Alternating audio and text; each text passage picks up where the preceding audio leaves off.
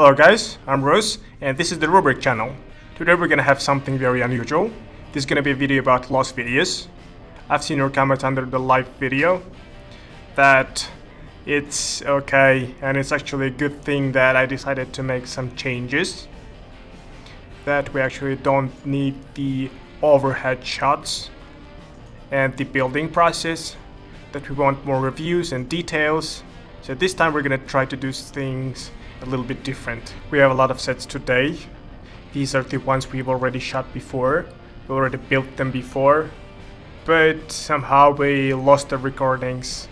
Doesn't matter whose fault it was, partly mine, because I needed to be more cautious. I couldn't give my team the right instructions to organize the files and keep it safe. Anyway, what's done is done. It will be a lesson for us. One thing I regret the most is the Disney house from the Up movie. It's a custom set. It's made out of two different sets. If you have this one, it has an open backside. And yeah, right here, the backside is open. And to make this build complete, I had to buy another one. Two separate sets, manual and rubric. And complete this beautiful thing, which is now in my beautiful city for about 2 months. Let me start with this, and then we can continue with other sets. This is the set from the movie Up. It has 2 minifigures and a dog. Not a usual dog, actually, but the one from the movie. Also, there's a character from the movie Russell, the boy who traveled with Carl Didrikson, that was his name, if I'm not mistaken. That grumpy old man who didn't want to sell his house. As a result, he almost got his house demolished. Some big corporations came and decided to demolish his house. Yeah, just like that. And he just got his balloons and flew away with the house to that wonderful place your wife always dreamt about. And it turned out that he is not alone, but with Russell, and got into an adventure. This set, if you take just one set, consists of 598 pieces. It's the set number 43-17. And this house is built with 2 sets. It is about 1200 pieces.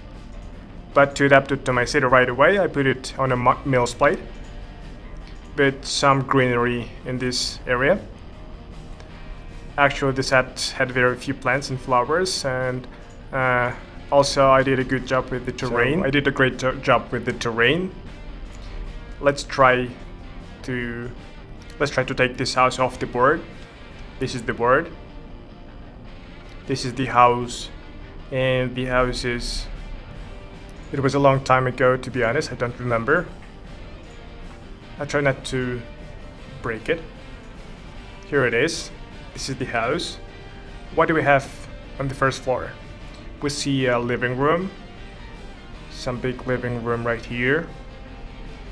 Some hen house for birds. Because the set has double the items. The designer who remade it has put everything he got inside.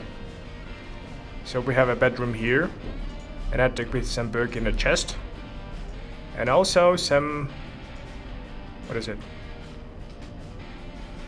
it? Some living room, I guess. Here is the entrance. Also some clocks on the wall. And some lamp. I like the set because of the 2 sets we could have twice as more balloons. This was the set. We're done with this one. I'll move it away because it takes a lot of space and doesn't let me breathe. Next, there was a video about Captain Rex and Commander Cody. This one is the clone Commander Cody's head. It has 766 pieces. What can I say about it? Unfortunately, it consists of, besides the main pieces and the nameplate, the rest of the pieces have stickers. Nothing extraordinary about this set. No minifigures, they don't put them in heads. These parts can move like this. And this antenna, it can also move. This is the set number 75350.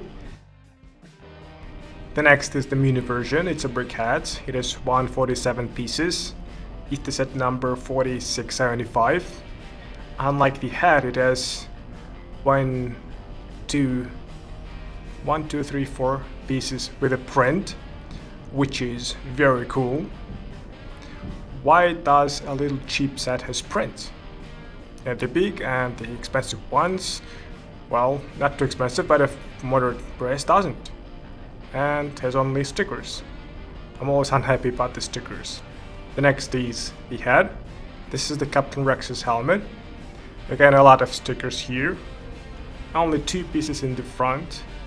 Don't know. Well, in the front near nose have prints. And the nameplate too has a print. This is the set number 75349. This piece is movable. What is this? Something for vision, probably. And an antenna. I like the shape of the head very much. It looks great on a shelf. This was the set. Very cool. Next is my favorite Grogu. An advantage is that it has a minifigure. He's 50 years old, it turns out. He's just a baby and he's 50 years old. I don't know what he's holding in his hand, but I remember that he has telekinetic powers. Maybe he's just playing with something. It's the set number 75318. It has 1073 pieces. It's really cool. I like it very much. I had a video about Grogu. I have a figure right here too. It's actually a plushie. Right here in the shelf. It was a whole nother video. This one has a movable head. It moves just alright. And also movable ears. So you can show different moods. It looks great on a shelf. Of course his coat looks a little rough because it doesn't have some smoothness and detail to it. But if you don't look too closely, it's just great. I also like his eyes very much. Now let's move to the Marvel sets. This is my favorite series. Let's start with the Mjolnir. It's Thor's hammer, his first love, he eventually cheated on. With the new axe, it has a stand like this. You can put the hammer like this if you have enough spaces on the shelf. That's why I put it like this. Glasses are, the hammer has a pretty canonical size. It has no tricks. I like this strap. It feels like it's made of leather, but it falls off all the time. But if you don't wrestle with it, it's okay.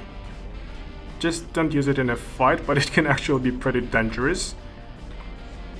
It doesn't crumble even if I hit pretty hard. Nothing breaks or falls off. The technology did pretty much repeat itself during the assembling.